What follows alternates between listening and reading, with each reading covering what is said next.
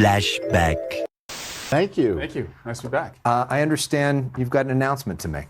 I do. I've worked with great leaders in the past, creating the Tourism Department of the United States, working with Barack Obama and working with President Clinton, and educated by my adopted dad, Harry Reid, so I know great leaders. I couldn't find one, but when Eric jumped in the race, we sat and talked. And Eric's a man of integrity. What the fuck? A man of character, values, and a great leader. And he'll be a great leader of this wonderful country, the state of California. You serious? And I'm happy to say tonight that I'm going to merge my campaign into his and give him all the hard work that I've worked on and let him take it forward and cheer him on. So you're dropping out of the race. I am dropping out of the race and supporting Eric Swalwell as the next governor of California, and he will be the greatest leader of this great state, California. So, and with that, you know, I've been with you and I brought props. You like a good prop. I like a good prop, but I have this pin that I had made. It's Golden Bear. And it's the Golden Bear, and I give it to you as I wore it proudly, and I want you to wear it Stephen. proudly. Thank you. Yeah. Let me put that on. Well, Look at that. I mean, you two. End of Flashback.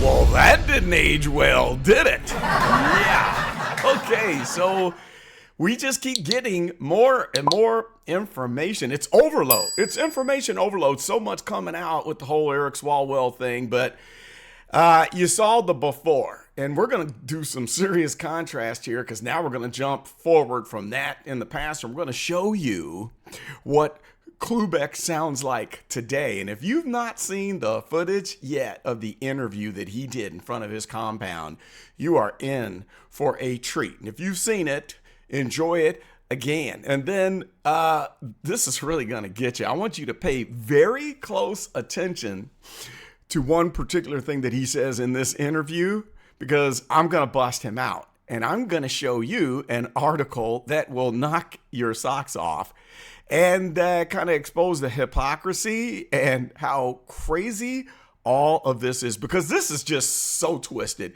It's twisted on a whole nother level. All right. So we're going to fast forward to today and watch Mr. Cloobeck. And I'm going to tell you, he's obviously drunk. All right. Looks like he's about 3 sheets to the wind drunk before he did this interview. And the interview drags on for 12 minutes, but I'm going to extract the best moments, and then we'll come back and we're going to show you a little bit more contrast between something that he said and something that is just so shockingly disgusting that you won't know what to say. I promise you, you're going to love it.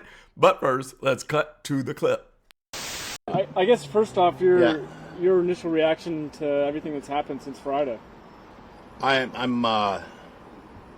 Look, I live in the world of telling the truth, and I'm disappointed. I'm shocked. I'm beyond disappointed. Beyond disappointed. Did you suspect this at all? No, I was blown away. Like blown away. Like there's no way I would have endorsed him. I was gonna say first, say you're mad. I mean, Mad? Yeah. I am no longer a Democrat. I'm now a Libertarian Republican. Because that's what a blue dog Democrat used to be. Okay? How's your relationship with Eric? Are you guys still friends? Eric who? Is that clear? Don't bust the trust. You bust the trust, okay? You don't exist in my life. You don't bust the trust. It's all about having integrity. What? Integrity, okay? This went down. You can't say you didn't know this. And that's what I got a problem with. okay? Wait for it. Here it comes.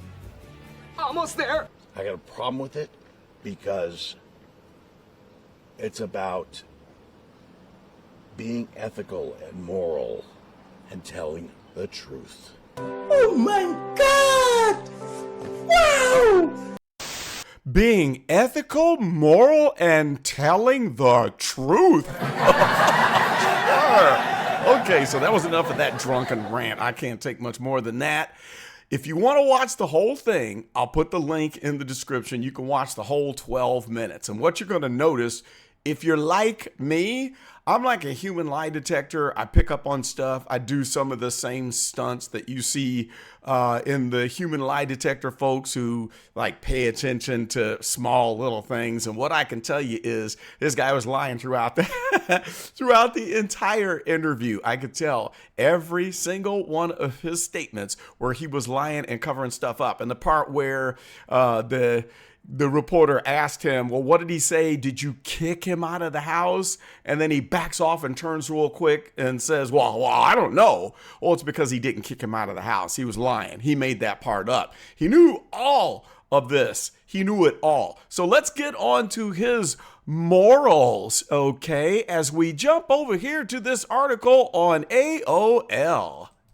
Yeah, all right. So this will shine a light on those morals and ethics that he has. And this little article is about his girlfriend that he's trying to marry. Well, that is after they get through the legal aspects of the problems that she's having with her ex-husband. Okay, so the adult, this lady who appeared in an adult type of magazine, as you can see here, was married to an adult film star. And the problem was they're driving one day and he ran somebody over, and the person ended up in a coma, and then they didn't make it. They lost their life, and big problems. So he ends up going to jail. He goes to jail for 20 days. And then he's being sued by the poor old gentleman's son. Yeah. So the old guy that he hit, his son was suing him. And then I think what ends up happening, they settle out of court and he gets a big lump of money. And you can read about that in this article. So here's the wife to be. All right. There she is right there. And it's going to talk a little bit about morals and ethics. So since he's such a moral bastion of morality, yeah, he, of course, wouldn't pick somebody like this to marry. But let's just find out a little bit about her morality. Okay. After you get through the part where this guy goes to jail and all that good stuff, you find out that she was putting out posts about him, telling folks to sign up for his OnlyFans page and send him money and ask him whatever you want. No morals there. And then it gets into some of the stuff that she did. There's a nice little moral picture of her right there. That just screams moral and ethics, right? Yeah, that's a lot of morals and ethics right there. Now, here it is right here. We talk about Miss LaVie, where the prosecutors allege that between 2023 and 2025, LaVie used dating apps to cultivate relationships with wealthy older men and younger women across Los Angeles County, including the Beverly Hills area and West Hollywood. All right. And the alleged honey trapper is charged with 6 felonies, including 2 counts of grand theft, 2 counts of burglary, and 2 counts of unauthorized use of personal identifying information. And she pleaded not guilty to all of the charges. So yeah, you are definitely the beacon of morality and telling the truth, and you had no idea because you don't get involved in nasty things like what Mr. Swalwell is getting involved in or has been involved in, right? Sure. So this story goes on to talk about, he says that he tells him to get the F out of his house, which all of that was a lie. We can break that down, and I can tell you all of the clues and all of the tells where you know that Cloobeck isn't telling the truth. So I'll tell you what, guys, it's just interesting. What comes around goes around. And every single day, it's just like, wow, they keep on serving up more and more. It gets more twisted. And then I keep coming up with digging up these lovely clips from the past that just shows us how ridiculous this situation is. And so look at this. Cloobeck says, I am no longer associated with a man that takes advantage of women.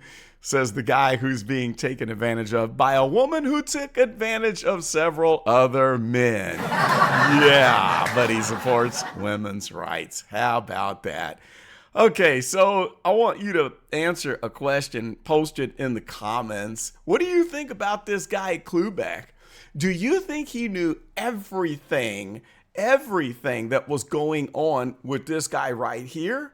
Or do you think that he was innocent of it and had no idea? Let me know what your thoughts are. Now, unfortunately, a lot of the Democrats that are coming forward saying, oh, he needs to resign, we had no idea, they have already been exposed for lying. Okay, Nancy Pelosi was the first one caught in a lie when out of one side of her neck, she says that she had no idea and she didn't suggest to him that he should resign, that he did it on his own. But in an interview before she said that, she claimed that she called him on the phone and told him to step out of the race.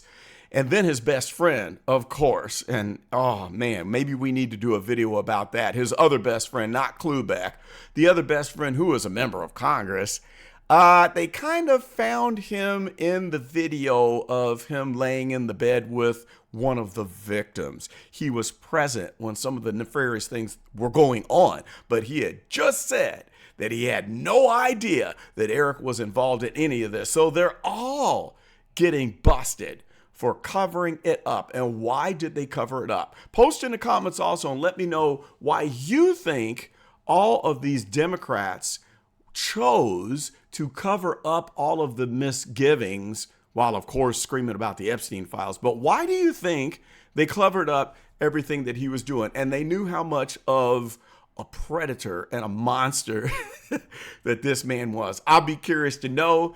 And we're just going to keep on following this story as it gets more twisted every single day, as more information comes out.